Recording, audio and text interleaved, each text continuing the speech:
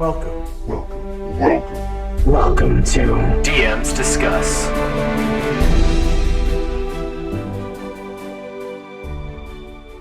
I'm Mike. I'm Chris. And I'm Scott. Welcome to DMs Discuss, where this week DMs are going to discuss writing a one-shot. We're going to go through like setting an environment, your hooks and quests, story structure, encounter types, simple versus complex NPCs, and things you might want to build in, like planning and shopping time, and then just kind of how you mix all that stuff together to create a one-shot.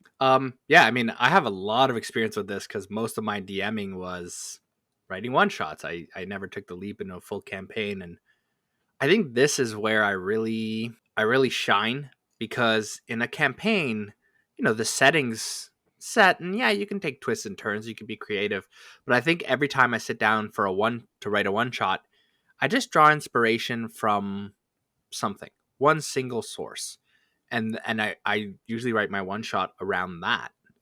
So in terms of the first thing we're talking about, setting an environment, I might watch an episode of Firefly and be like, oh, space cowboys, or I might watch Battlestar Galactica and be like, oh, Cylons and all that stuff. So that's kind of how, when I look at setting an environment, we've talked about it before, borrow, and I tend to do that with some of my one shots. Yeah, I think there's very much like two ways that people will come into this. Either you have a specific setting that you want to set it in that you know off the bat, like, man, I've never done anything in the Nine Hells, so that's where it's going to be. Or you came up with the story first, and then you have to figure out where it's best to put that story. So, maybe you already have this figured out, or maybe you need to figure it out. Or sometimes my one shots stem from this. I go to my local game store and I see a mini on the wall. And for some reason, that mini is super cool to me. And I'll write an entire one shot just so I can run that creature. I have done that as well, where I just find a cool monster I want to run. I'm like, I want people to fight these. Let's figure out how that happens. Yeah, I've 100%. So Toronto D&D has this thing for DMs when you're running sessions for them, where you amass points, and then at the end of every month, based on the points, they do like a draw and give away some stuff, just to encourage people to come and run games for the organization. And I once won this like 12-inch like gargantuan elephant man, like anthropomorphized animal set. So it was like the elephant and then like a bunch of like lizard folk kind of looking guys, like a rhino and like a bunch of other things. So I straight up wrote like a Madagascar themed one shot to run, just to use those minis that I had gotten. Did your minis in that one shot like to move it? They did indeed. Nice. They were not stationary. Nice. Yeah. So in terms of setting an environment, I mean, that's kind of how I approach it. There's usually either I work outside in or inside out. Outside in being like, hey, there's this setting an environment I want to run, like underwater. I've written a one shot that's where I started, underwater, and then everything went from there. And I've also gone the other way, where it's like, this is a specific demon I want to run, so how do I write around that? Do you guys usually go outside? Like, do you guys start setting first, or do you kind of go? It really depends on me. Like, I do it from both sides, depending on which part I come up with first. Like, Yeah, same here. I've had just like a story idea, like, oh, this would be like a really fun like plot for a one shot. I don't know where it is, and then also there's ones like I 100% know the setting off the bat. So let's talk about like settings and environments in your one shots. I mentioned for me, I had this. A lot of the campaigns I played with, I've never been underwater. So as a DM, I wanted to run something that was primarily underwater, so that I could use, merfolk and mermaids, and the boss at the end, the final boss was the Lady of the Lake. How about you guys? What's a cool setting or environment that you've really enjoyed writing around? I know for me, one that I really love that I think both of you have played a couple times is this massive maze-like map that essentially I used just to test out fighting specific enemies. And the setting of that was just, it's a haunted house run by like a spooky storekeeper. And really it's just an excuse for very combat heavy, one-shot session. But it's very flexible, and it kind of like lets you skip a lot of that suspension of disbelief for like why all these things are there, because a lot of them may not be in the same place. So I find that one just a really fun one for just like, hey, high combat one shot. It's a spook house. I think you hit on something important there, which is like what do you intend this one shot to be? Heavy combat or more so exploration, RP, etc.? I mean, I think there should be a mix of both in a one shot. But for example, I have a one shot kind of hanging in the wings for when we need it, which the entire one shot just happens in like a gladiator arena. And the actual like beauty of the one shot is some of the things that happen within different rounds in this arena, but the whole setting is just, think the movie Gladiator. You're just in an arena fighting for your freedom. Yeah, for sure. And I do something similar, like what Chris said. A lot of the times, it'll be either I'm in a certain mood because I've read a certain book series or I've watched a certain like set of movies, and like you said, it's just borrowing from those things. But it's more like I've been immersed in that kind of world, so I want to run something in that kind of world, and then I'll like pick creatures to fit it. So I've done Yeah, it. Yeah, yeah, both and ways. I think environment and stuff can kind of, to go a little bit deeper, like just figure out how you're feeling at this point in your life and write something around that too. That can be really awesome. Like, if you're feeling dark and heavy and cynical, write a little cynical adventure of, some power tripping people within a city that, want to take over. Or if you're feeling super happy go lucky, write a little fluff piece, write a little, you're going to a unicorn village to save all the unicorns, something like that. Or if you're feeling like the dame walked in again with trouble on her lips and a cigarette in her hands, write a noir detective story. That actually sounds very fun. I want to play one of those now. Yeah, I've never been into the whole like noir and the kind of old school detective movies, but I think I'm being more open minded as of late. So it, playing a Sherlock-y type character seems like it'd be fun. I would like to play just a perpetually noir detective who just narrates everything. You definitely should like just out loud narrate stuff, and like we can hear you.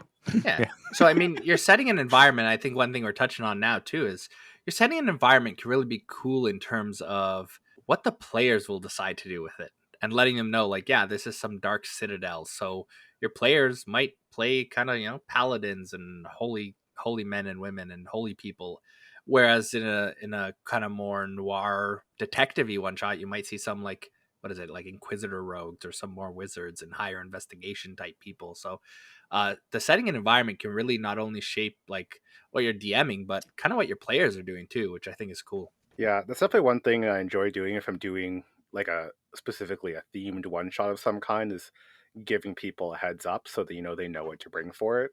Because I feel Yeah. like on the player end, half the fun is bringing a character you've never played before and something like that. So I mean, if you knew it was a detective story, it's a good chance to try an Inquisitor Rogue or like maybe Whispers Bard or something like that, that maybe you haven't had a chance to play in a campaign before. Yeah, you should really try playing Whispers Bard, Chris. I've only ever played a Lore Bard.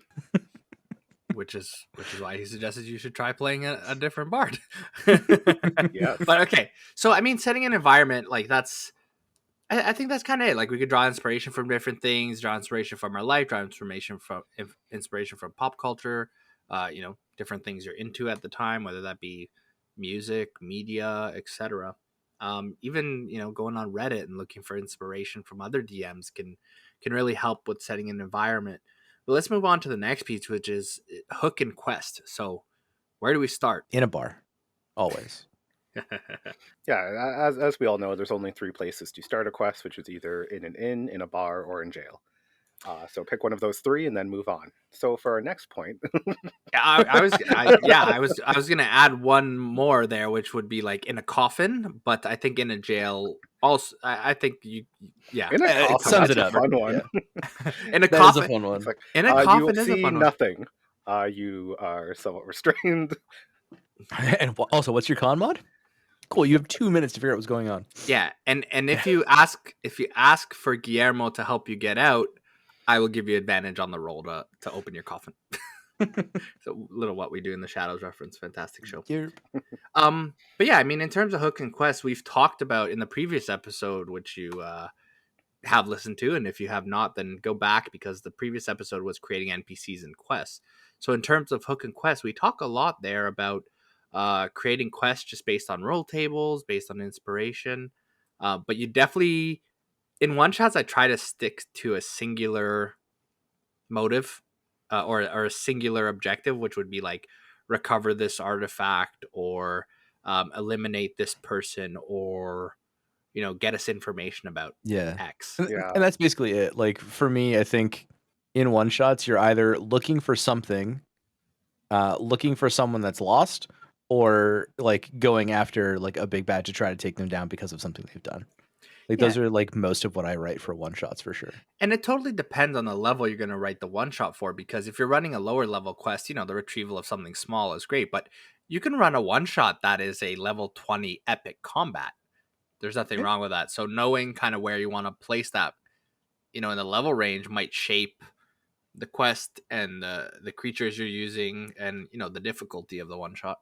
Yeah, Yeah. 100%. Plus, like when you look at getting into higher level games, if you are going to do that, you have to do a lot less writing because combat at higher levels takes so much longer to run that if you're just running a one shot, like a basic intro, a little bit of like travel and exploration to get to or find the place they're going, and then it'll basically be mostly combat. So in terms of story structure, I mean, you have that objective and there's one quest that your party is set off to go about, and you have to have a hook. Like, why do they want this? What are they getting out of it? Some common hooks, money, fame, knowledge, power, just the need to do good. What else? Yeah. I think also you have a lot more flexibility and I'd say leeway with your hooks in a one shot because the players essentially kind of have to play ball because they know it's a one shot. There is this one thing to do, and if you're like, "Hey, go kill this dragon," they're like, "No." It's like, "Wow, thanks for coming, guys." Yeah, I think like There the isn't notion- another quest you have ready. Like they Yeah. they kind of have to work with you on this one. So That's actually something I was going to bring up. Is something that I do a lot is I'll have one setting and then I'll bring a couple of hooks sometimes so that the players do kind of get to choose. So they're like completely separate one shots or multiple hooks that lead you to the same thing eventually anyway, to try to gain interest from the party. Yeah. Yeah, I think the multiple hooks that lead you to the same thing anyways. But in terms of if you're writing your first one shot, don't worry too much about it. I know we talk about railroading a lot and how railroading is bad, etc. And that's more so in the context of a campaign. If you're running a one shot, there's going to be some level of railroading / guidance. Like, okay, eventually you guys got to go defeat the Lady of the Lake. That's the whole point of this one shot. But if you're writing your first one shot, when we talk about story structure, and even in the last episode we touch on it, beginning, middle, end. So what does that look like for you? Yeah, so for me, like my one shots are usually again like starting with the normal NPC that's like handing out or presenting the party with the problem. And it's usually like there is this greater problem or this greater disappearance or something that's happening. We're not quite sure what's causing it. Go to this first location, and then there's like a little bit of exploration, a little bit of travel to get there, and then they eventually will garner the information that they need from the first location, which will lead them to the kind of final culmination. And that can, like, the first place can either be just exploration or just like looking around and finding stuff. And if they're good about it, they can like sneak around and avoid first combat. And then there's usually a larger combat that ends the one shot. So it's usually like you get the quest, you travel a little bit, you either fight or don't fight, but you get the information that you need to get to the final part of the quest, and then you travel to get to and complete the final combat. And that usually will take you 3 to 4 hours to do. Yeah. Chris, how about you? Honestly, I'm pretty much the exact same as Mike with that, where it's intro, investigation, small combat, further travel, investigation, big combat, resolution. Yeah, I'm really similar as well. I tend to write mine as, and I'll go into a little bit more detail, but I tend to write mine as intro, optional travel, yes, no. Sometimes I'll just have them teleported directly to a particular area. So intro, optional travel, combat, optionally avoidable. It just kind of depends. Sometimes I force that combat. Sometimes it is avoidable based on what the players do. Further exploration and investigation, and during that point, further exploration, I like to have a few things that people can visit. So alchemy shops and a weaponsmith, and just something to get a little bit of RP in. And then after that further exploration, then that leads to the culmination and, you know, the final kind of scenario slash boss fight. So it sounds like we all have a pretty similar structure. How detailed do you go to when you're writing out your structure here?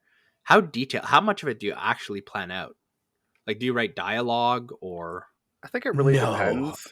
I very rarely write dialogue, Okay. unless it's like a specific, like maybe a murder mystery where like the dialogue's much Mm. more important. Where you actually have to like be paying attention to clues and like who did something.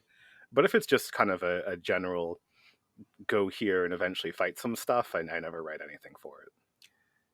Yeah, so I envy you too because I'm the opposite. And I think it comes from maybe a lack of confidence still because I'm still kind of, you know, finding my comfort as a DM and kind of trying to solidify my DM style. But when it comes to one shots, I usually write that kind of intro like, oh, you're in the city of blah blah blah and the three moons are shining and there's red energy radiating through, etc. Then you eventually meet a quest giver, which I write some dialogue for, like, "Oh, the heart of Nordstrom was taken from us, and we need someone." Like, I'll write little lines like that, Mm. just to give me a bit of. It gives me a bit of confidence in, like, okay, I don't have to improvise everything. More and more as I've started to build confidence in my DMing, I'm writing a little less dialogue, but I still like to have particular things that will stand out to players. So, for example, I wrote some dialogue about, you know, well, if you do this, if you, you know, recognize my authority, kneel before me. And in that case, anyone who chose not to kneel would get a luck stone because he respected the fact that they were not just bowing to authority for the sake of bowing to authority. And that was written, and some of that dialogue was written because I thought it was a cool moment. Um, but yeah, when it comes to Yeah. that, like, there's certain parts of the scenario where if you guys played in the Heart of Nordstrom one where you had to fight the shade at the end, Mhm. there was a part where, yeah, Mike, you played in that. I remember I there did. was a part where you explored all these coffins. I think like 10 coffins, and Mhm. normally people were buried with something that they found. Like a loved one would leave something that had some sentiment to a person. So let's say the person was a ranger, they might be buried with their bow. Mhm. Um, so I had all those coffins written out and the various things that would be in them, and they all were kind of handcrafted for each of you in the party. But I mean, that's me going above and beyond as a DM. I think if you're listening, you don't have to do that. Yeah, I like to do that in campaigns. I think in one Mhm. shots, like it's fun and like having those extra things for like kind of the final combat and stuff like that is Yeah. fun. And I do that sometimes if I know ahead of time what everybody's playing. Hmm. Um, I usually just I wouldn't write them out. I would just essentially go through and find a list of like items that fit for the classes I know are going to be there, and Yeah. then just kind of have that stuff on hand. But And yeah, that's optional as a DM. I mean, I did that stuff because I enjoyed it too. I loved Mhm. creating an item that was tailored. I think your item let you gain temp HP in bear form or in wild shape, but it also let you heal in wild shape too, which is normally stuff that doesn't happen. So until way higher level, yeah, I like kind of bending the rules a little bit in a one shot because at the end of the day, those characters are, you know, sent to the ether yeah. It's and you'll just never see them again. yeah, it's just letting everybody have fun, right? Yeah. Yeah, So for sure. we talked about exploration. We talked about like intro, exploration, combat, etc. So you know the next part is encounter types, and I think we touched on them. But does one of you want to kind of summarize it all? Yeah, sure. So I mean, like generally, my encounters, as we kind of talked about earlier, is I usually have like a small encounter that I kind of like I hide some of the monsters in it because this is the one where I'm really testing to see what the players can do. Because I sometimes do ingest my encounters like after seeing what the players are like. If maybe it might kill them for the wrong reasons. We're such it'll be pretty fast, but I just want to be okay. Like, what's their casters build like? How effective are they in combat? Did someone bring something really dumb and broken?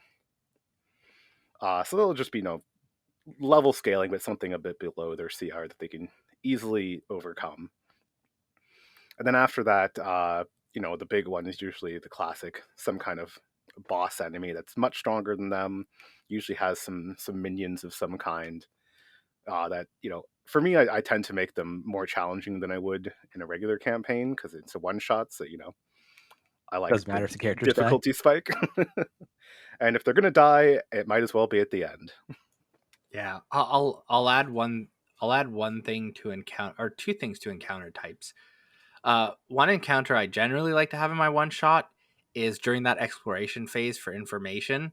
I will write out a particular character, like in the one that you guys played where there was the shadow dragon. I believe you met a priest that gave you a bunch of information on the different deities involved, Mhm. and that was not all of it was pre-written, but that encounter was they're going to talk to this priestess at some point because she's going to give them the hooks and the leads to actually determine what the hell it is they're fighting. And then the second one would be the very rarely used, because they're hard to do right, but they can be fun, skill challenges. I think they're fun. I know they don't get used a lot, but I think they can add something interesting. Yeah, I think used sparingly, I think they're good. I've played in games where they're not used at all, and I've played in games where they're used kind of like ad nauseum. And I think there needs to be a good balance there. But in one shots, it can definitely be fun to do some skill challenges just to let people test out their new characters and stuff like that, right? Yeah, but I think skill challenges, I don't like using them too much in a one shot because I think they take away from combat, which I generally think people find more fun. But they have their place. And I think their place is if you think like this would be perfect for a montage. I think that's where skill challenges shine.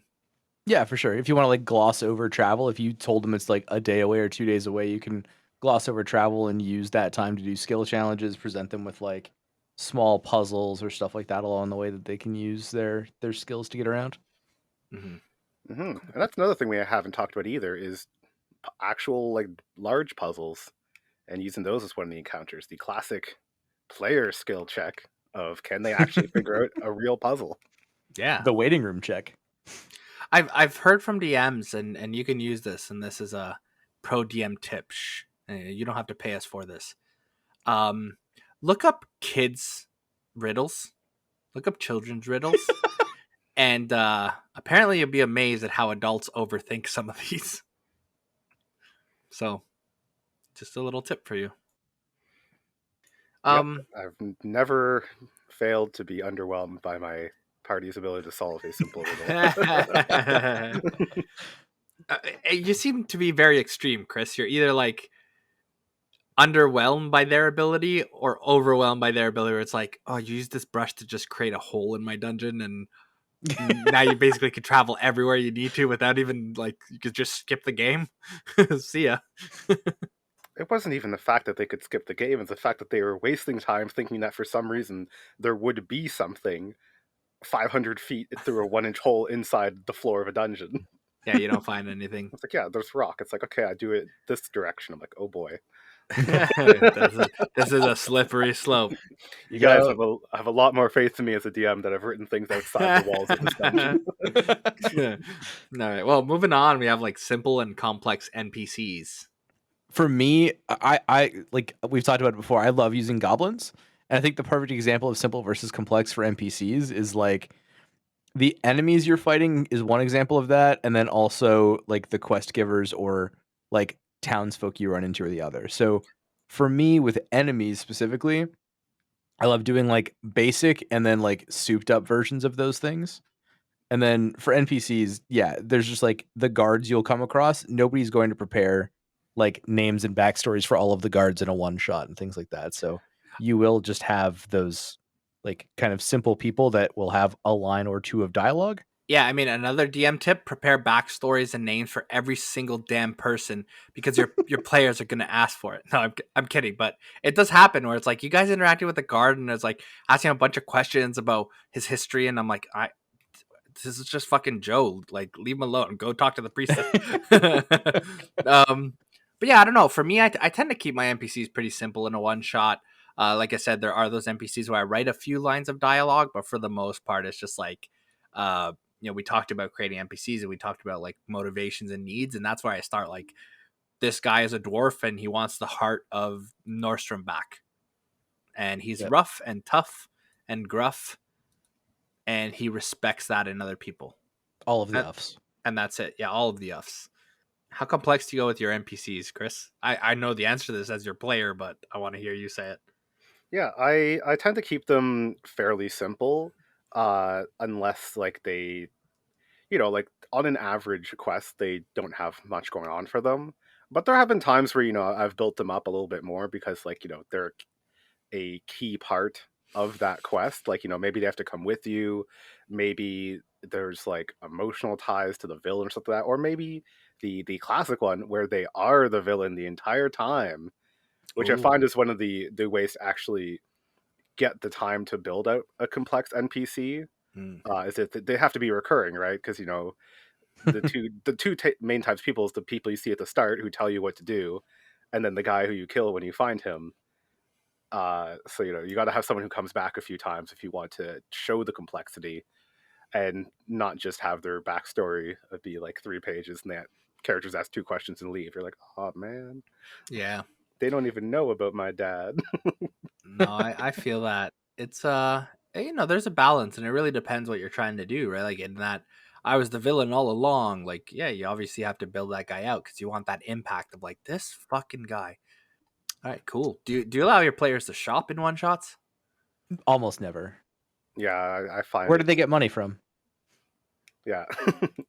Especially because I usually say just have whatever items you want, and I'm a fan, like starting magic items in a one shot as well, especially at higher levels.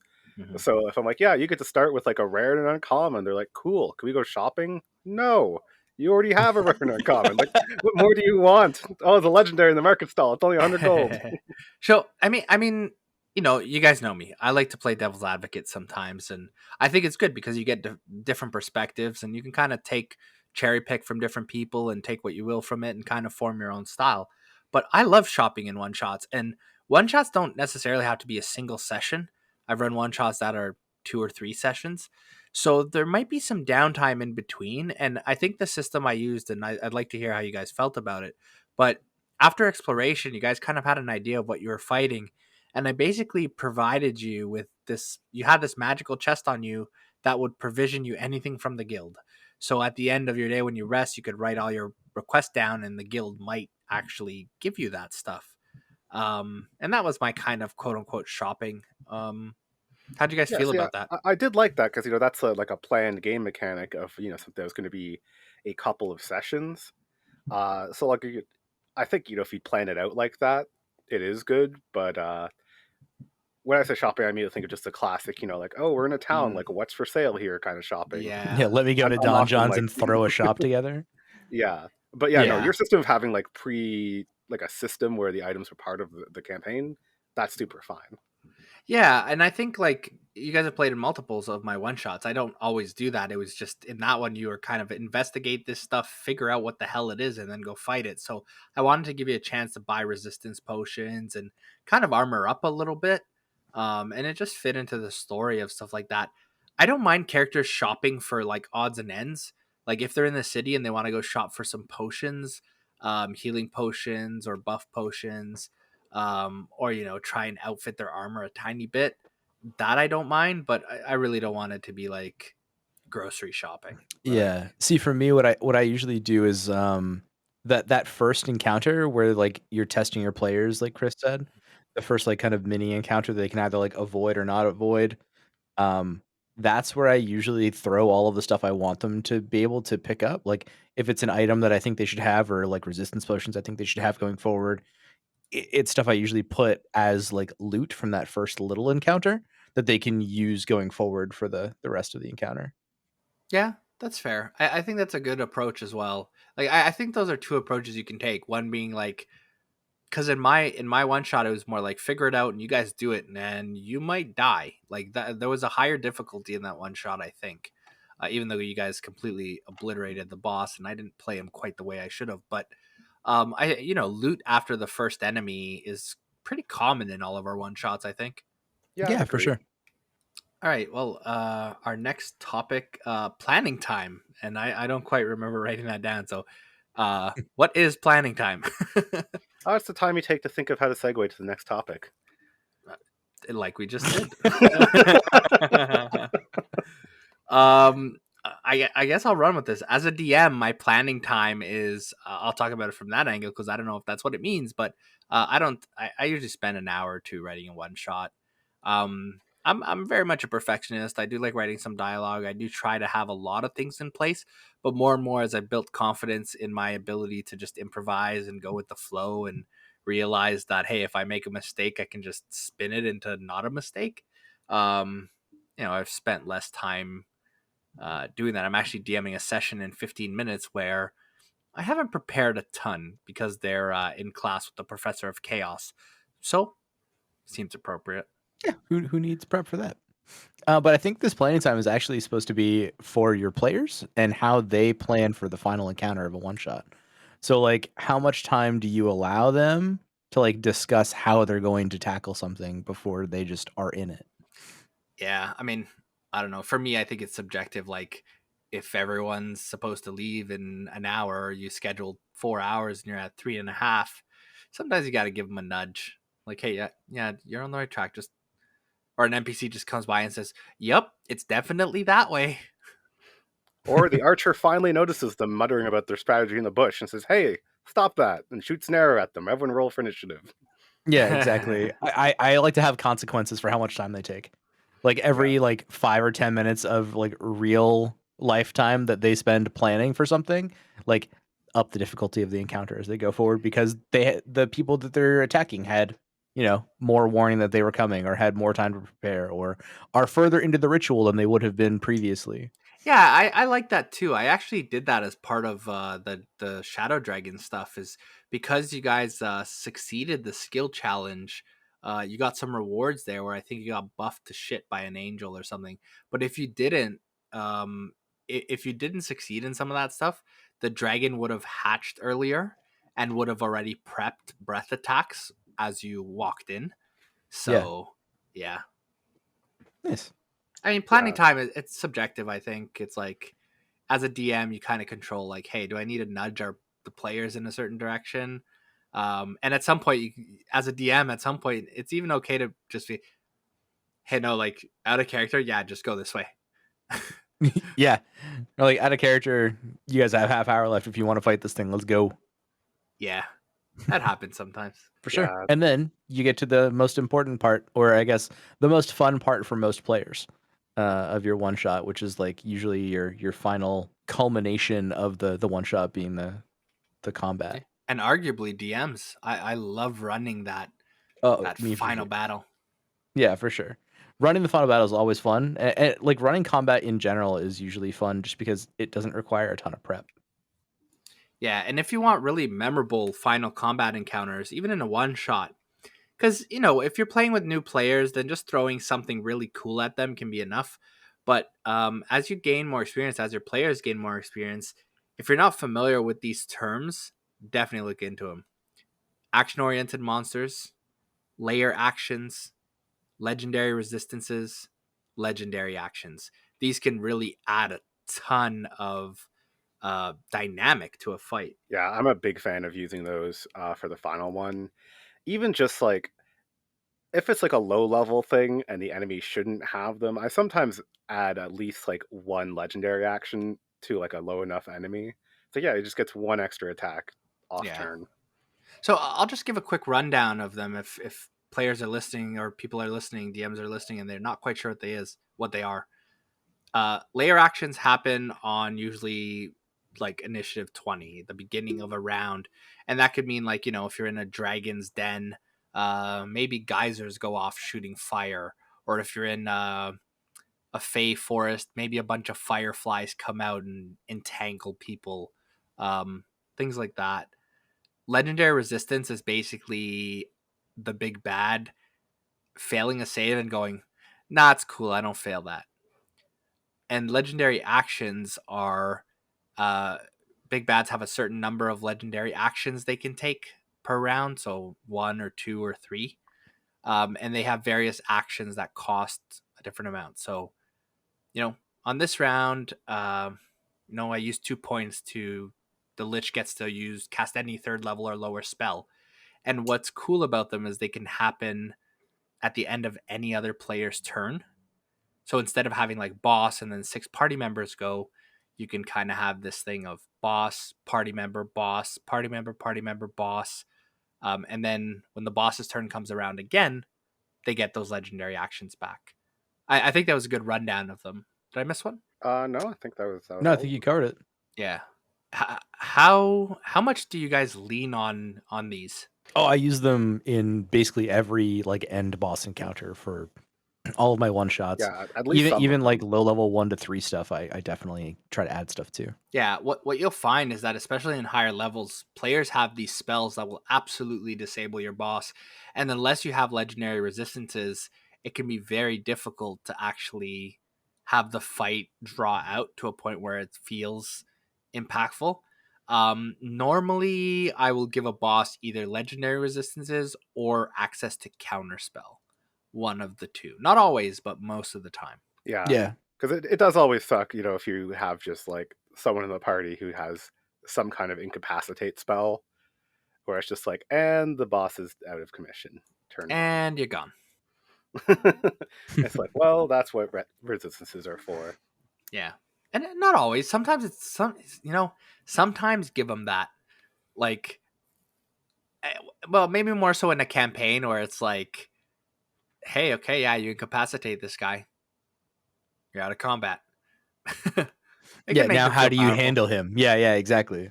Yeah. But in a one shot, I think you definitely want that boss to have like an oomph, Yeah, absolutely. I think using a combination of all of those things, and then one thing I also like to do is if the big bad is like for something that's a lower level campaign, isn't a super beefy monster, I will usually also give them like immunity to something like being charmed, so you can't just have your players suggest that your big bad like fuck off into the woods and not come back. Yeah, I mean, if you really don't want your players to be able to take your big bad out, yeah, immune to charm, immune to incapacitate, resistance to bludgeoning, piercing, slashing, that can really give your big bad a little more survivability. So when we talk about survivability, it's not only how many hit points, but hit points, AC.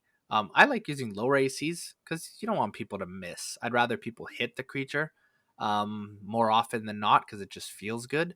When we talk about survivability, hit points, AC, resistances to common damage types like fire or bludgeoning, piercing, slashing, Yeah, uh, and, absolutely. and then immunities. And like you said, Mike, when it makes sense, like this is a lightning dragon. Why would lightning hurt him?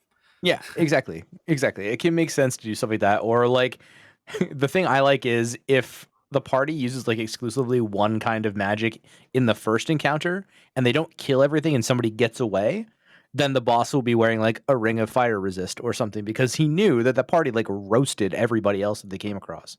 Yeah, So I like using that information against them if they get away. yeah, I like that. Chris, what do you do? What do you do to beef up your big bads? Well, generally, it's similar things to you guys. Also, sometimes I'll just like up their HP by a buffer.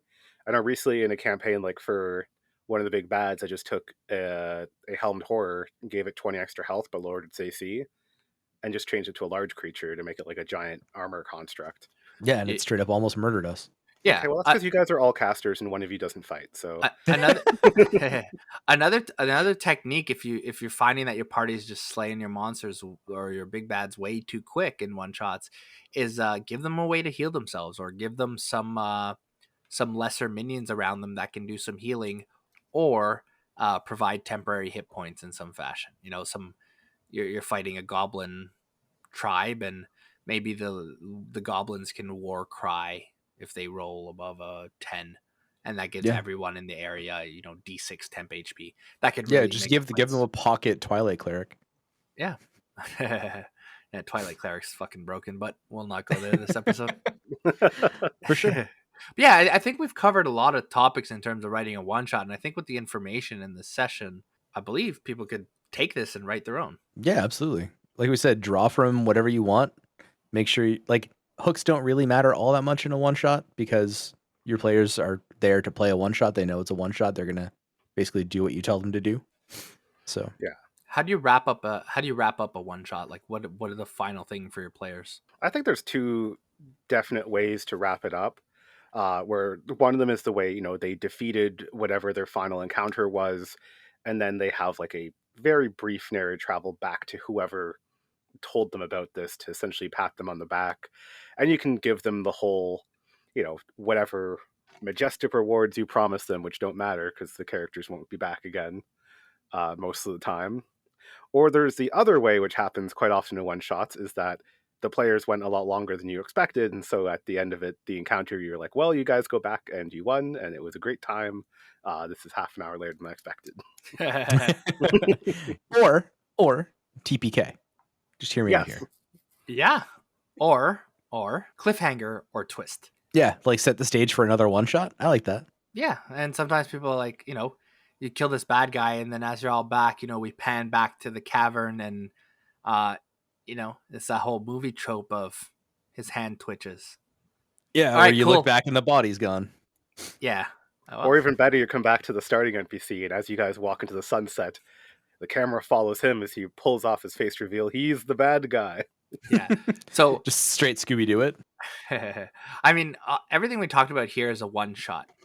Now, if you feel empowered to write one and go and try it if it's for you, and write one and go DM for random people and things like that, if it'll help build confidence and get you into that. And then at some point when you're running a campaign, the campaign is just a bunch of one shots kind of strung together. There's definitely kind of this story vein running through it. But a lot of times each session, I think a campaign is a bunch of one shots with cliffhangers. Yeah, definitely can be. And I've actually used one shots in campaigns before, like things I've written as one shots as side quests. So Yeah. they're definitely good to have in your back pocket if you do write a bunch of one shots and you have like say a couple players away, you don't want to progress your main storyline. Having one shots in your back pocket is a great way to kind of extend your campaign and to give your players something to do on weeks where maybe everybody's not there. Absolutely.